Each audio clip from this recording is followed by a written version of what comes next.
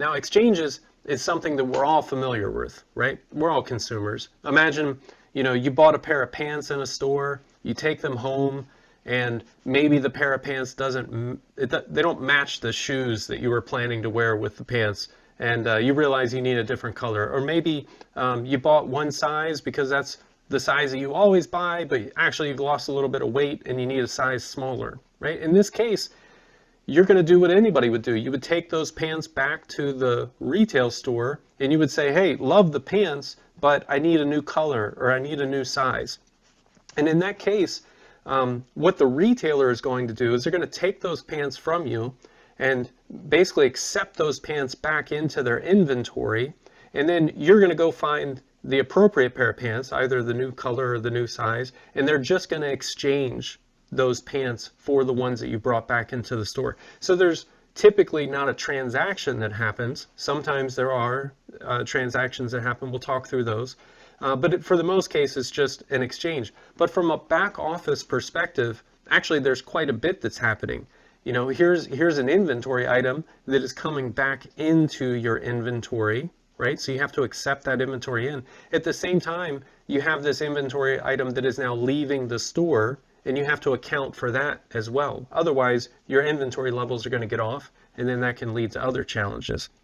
Now, Shopify, they started supporting exchanges inside the POS relatively recently, and we had to wait until they had some API endpoints that were available so that we could hook into those exchanges, which they're available now.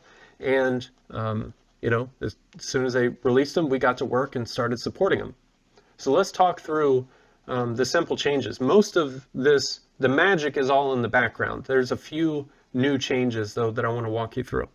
So first of all, this new support system, it handles all the different exchange scenarios.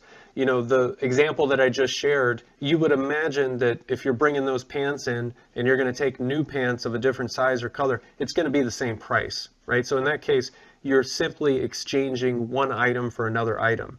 However, in some cases, maybe you come in with your pants and the ones that have the color that you're looking for, they are a different brand. So the price is different. In some cases, the price is going to be slightly higher, so the customer has to pay more money to the retailer.